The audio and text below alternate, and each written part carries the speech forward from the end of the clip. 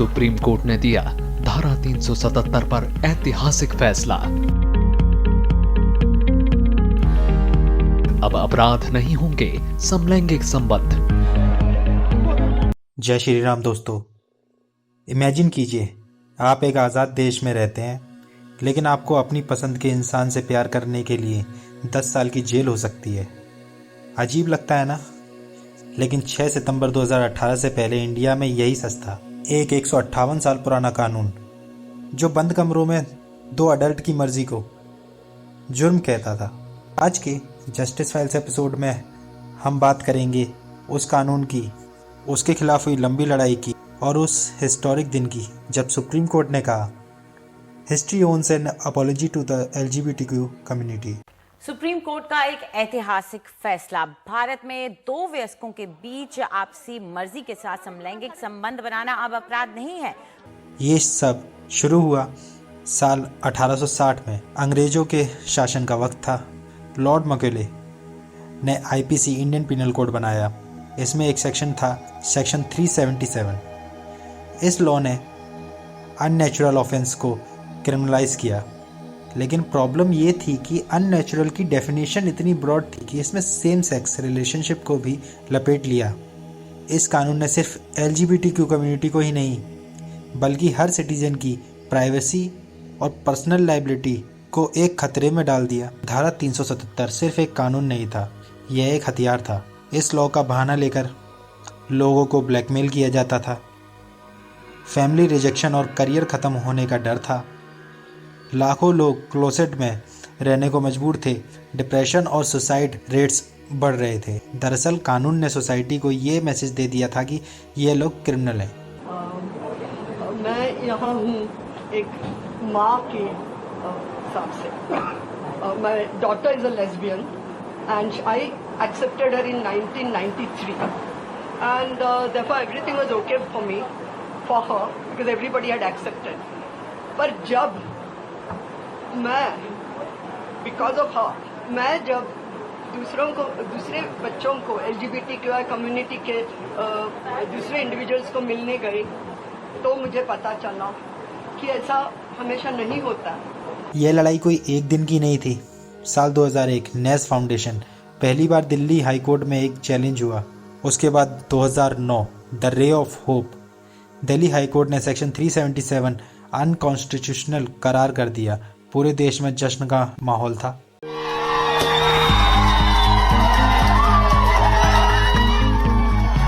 पूरे देश में जश्न मनाया गया। साल 2013 the dark day supreme Court ने सुरेश कुमार कौशल केस में इस डिसीजन को पलट दिया। कोर्ट ने कहा कि LGBTQ कम्युनिटी एक मिनिस्क्यूल माइनॉरिटी है और कानून बदलना पार्लियामेंट का काम है। एक झटके में लाखों लोग फिर से क्रिमिनल बन गए। साल 2013 के बाद अब एंट्री होती है नवतेज सिंह जौहर की। उनके साथ 5 और बड़े नाम जुड़े, जैसे कि शेफ रितु दलमिया और होटेलियर अमरनाथ।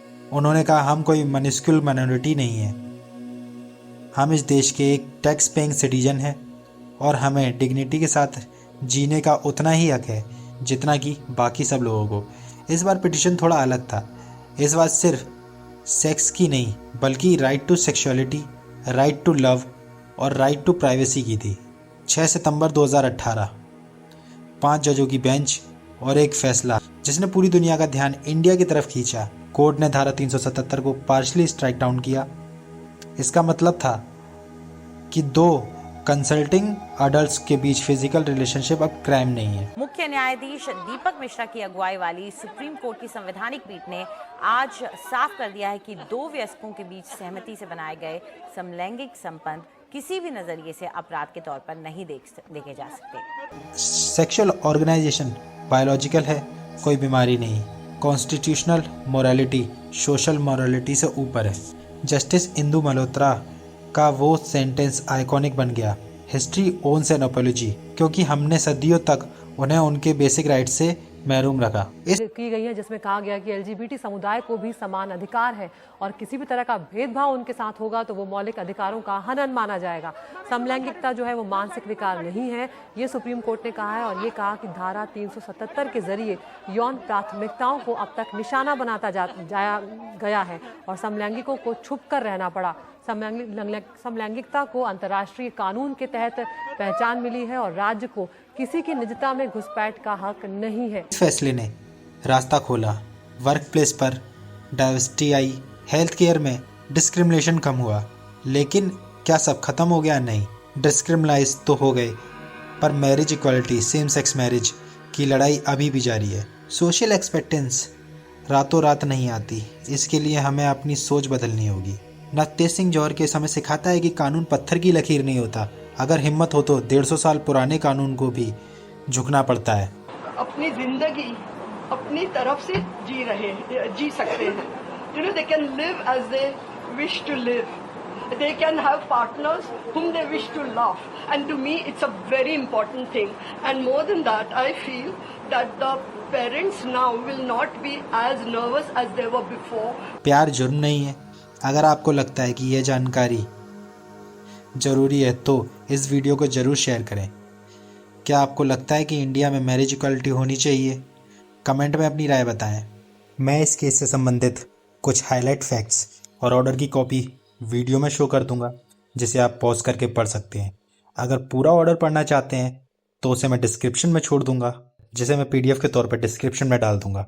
अगर आप चाहें तो वहाँ से उसे डाउनलोड करके पूरा भी पढ़ सकते हैं। मिलते हैं अगले जस्टिस फाइल्स में। जय हिंद, वंदे मातरम।